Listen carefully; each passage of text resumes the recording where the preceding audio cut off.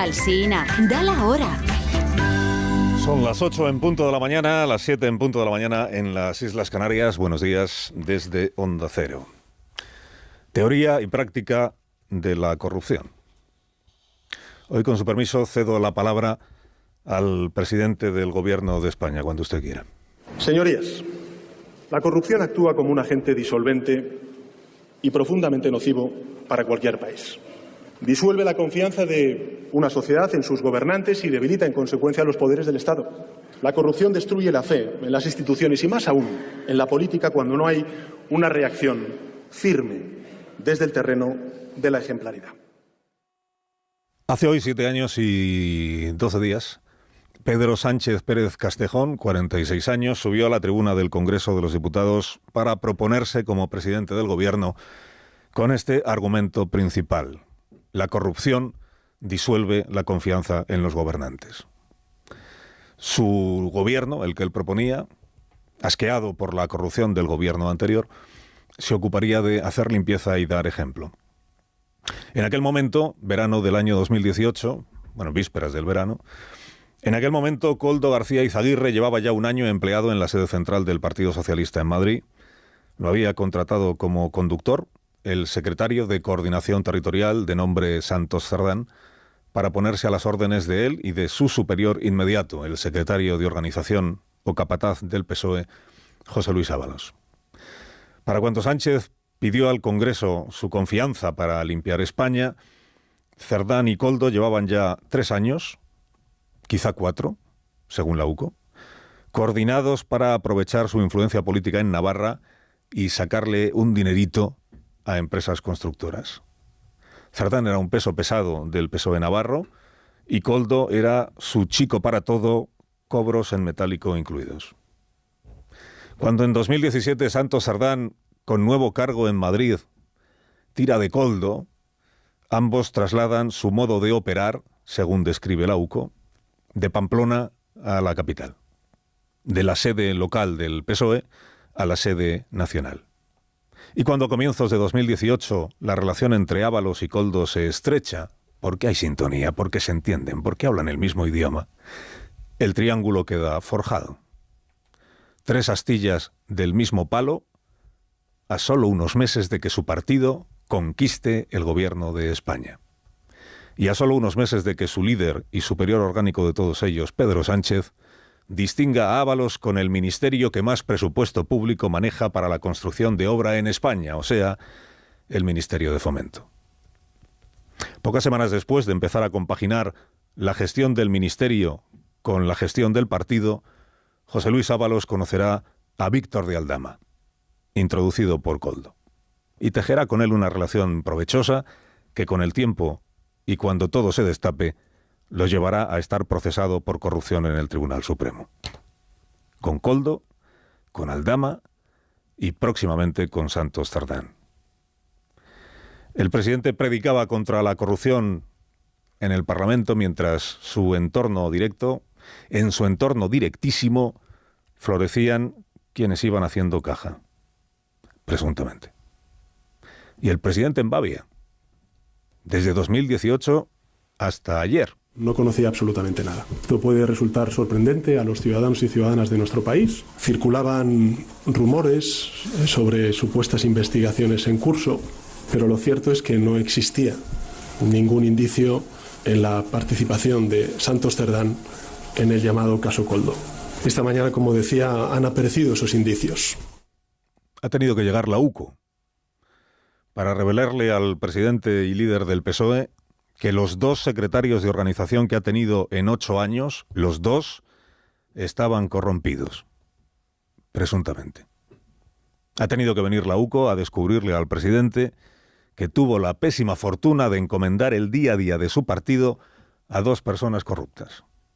2 y media si contamos a Koldo, que era el hombre para todo, y ahora mismo es el hombre contrariado, que con sus grabaciones ha arrinconado a Sánchez en su peor crisis reputacional desde que llegó a la presidencia del gobierno de España. Debería agradecerle Sánchez a la UCO que le haya abierto los ojos, en lugar de permitir que personas de su actual entorno sigan alimentando la campaña de descrédito contra la UCO. Koldo se puso a grabar conversaciones con Santos Cerdán sin advertirle de que las grababa, y este resulta que rajó como un pichón en las conversaciones. Hay transcripciones de las que uno ya nunca regresa. Hay conversaciones que no admiten enmienda. Cerdán, Ábalos, Koldo aparecen como 3 personas en este informe con gran confianza entre ellas, que hablan con enorme naturalidad de adjudicaciones de obra y de repartir dinero, o repartírselo. Un grupo organizado, o en expresión del Código Penal, una organización criminal, presuntamente. Esto que le dice Koldo a Ábalos: lo tuyo es un juego de niños comparado con Santos, hay cosas mucho más graves en lo que ha hecho él. Esto que le dice Koldo a Santos Cerdán: sé que el presidente dijo que yo era un corrupto y que me quería muerto. Esto que le dice Santos a Koldo: apunta como que han votado esos dos sin que te vea nadie y mete 2 papeletas. Hay números que uno arrastra ya consigo para siempre. Y el número de Cerdán, de momento, es 620.000, que es el cálculo de las mordidas que gestionó, o sea, repartió entre ellos, el secretario de organización, pagadas por Acciona por 5 licitaciones de Adif y de la Dirección General de Carreteras. No sé si el ministro Puente, tan dado a fiscalizar los listados que entregó Aldama, se ha ocupado ya de estos. Víctor de Aldama, desacreditado por ministros y portavoces varios como fabulador, mentiroso compulsivo, acusador sin pruebas. Víctor de Aldama solo le imputó a Santos Cerdán haber recibido un sobre con 15.000 euros en el bar de enfrente de Ferraz. Claro, viendo los 500 folios de ayer, casi parece una broma. Elevemos hoy una plegaria por tanto ministro y tanto dirigente afín que ayer perdió abrasada una mano, o las 2. Elevemos una plegaria por tanto ex amigo o amiga de Santos Cerdán, que ayer se declaró estupefacto al comprobar que todo lo que se negaban a creer era exactamente como parecía que era. ¿Cuántas veces se nos dijo: nada puede encontrarse porque nada hay? Nada será probado porque nunca nada sucedió. ¿Y ahora qué hacemos? Cada vez que Rajoy dijo: la corrupción es de Bárcenas, no del Partido Popular, el PSOE repuso con razón que Bárcenas no iba a Génova de visita precisamente, que era el tesorero, y por ser el tesorero pudo hacer dinero ilícitamente. ¿Cómo se iba a separar al tesorero del partido del que era tesorero? Cerdán y Ábalos fueron bastante más que un tesorero. Eran los delegados de Pedro Sánchez para la gestión total del Partido Socialista. Ayer se esforzaron poco los escritores del presidente, me temo, porque le copiaron el discurso a Mariano Rajoy.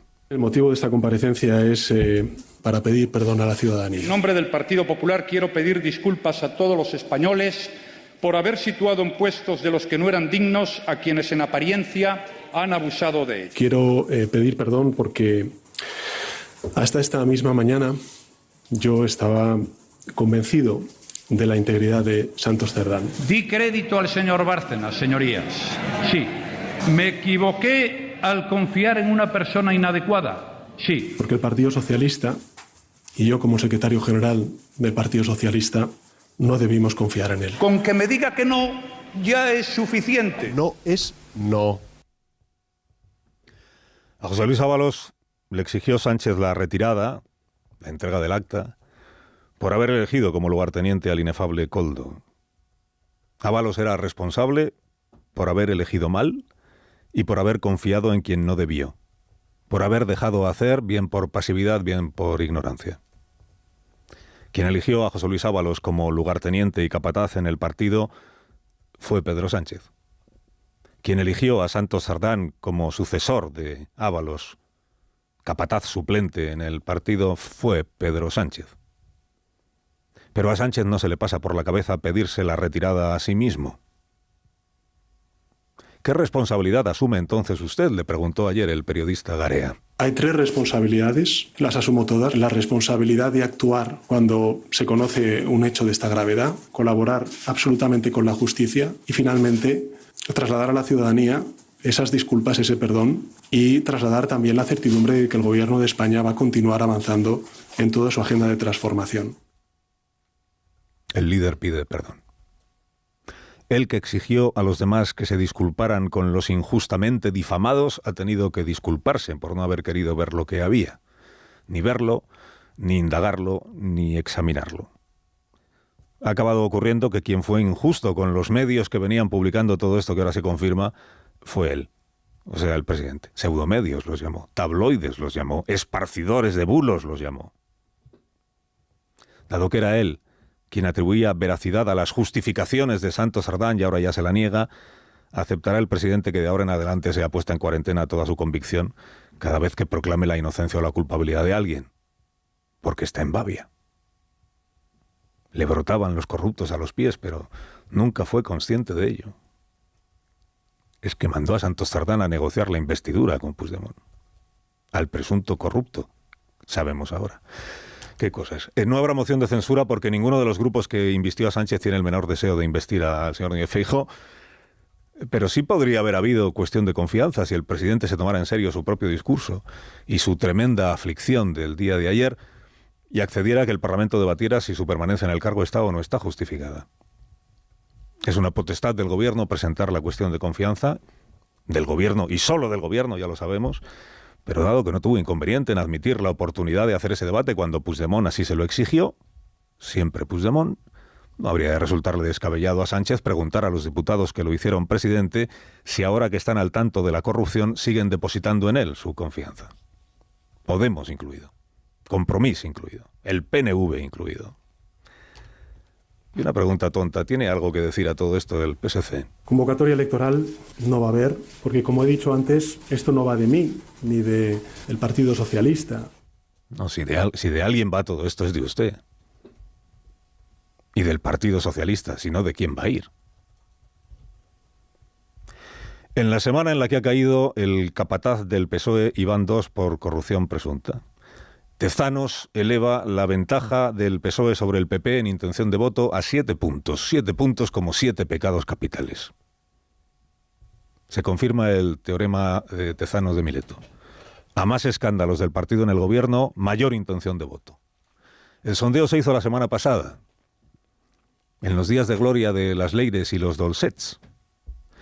En los días de gloria de las Leires y los Dolcets, Tezanos escogió preguntar a los españoles por el Festival de Eurovisión. Le urgía saber qué piensa el personal sobre el televoto. No es una broma. No es una broma, es la utilización arbitraria del dinero público. En días como este, cuando el secretario de organización del partido del gobierno dimite a sabiendas de que va a ser imputado en el Supremo, segundo secretario de organización en ese mismo estado procesal, en días como este, cuando la policía judicial describe como un grupo organizado de presuntos corruptos, cómo ese grupo anidó en el corazón mismo del gobierno de Pedro Sánchez sus 3 primeros años y ha anidado en el corazón mismo del partido del gobierno hasta ayer mismo, en días como este, cuando tantos ministros y oficiales del sanchismo pierden por abrasamiento sus manos y el CIS lo que pierde es pie por obra y gracia de Tezanos, en días como este se revalorizan los resentidos, que diría Óscar Puente.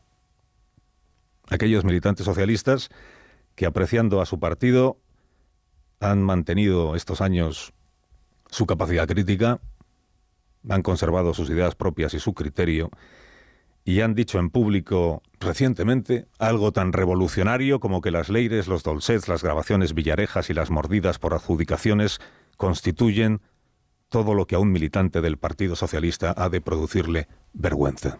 Madina fue mi candidato. Es más, lo sigue siendo en mi corazón y en mi cabeza.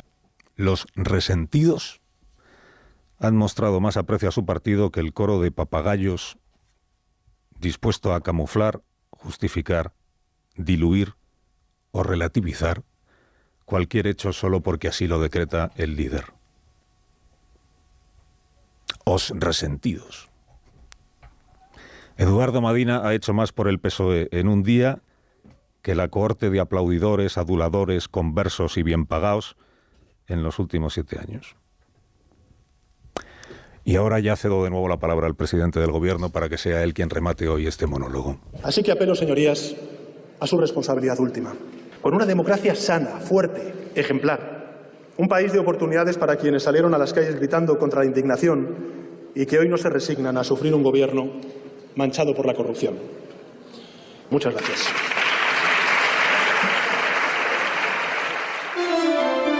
Carlos Alsina en Onda Cero.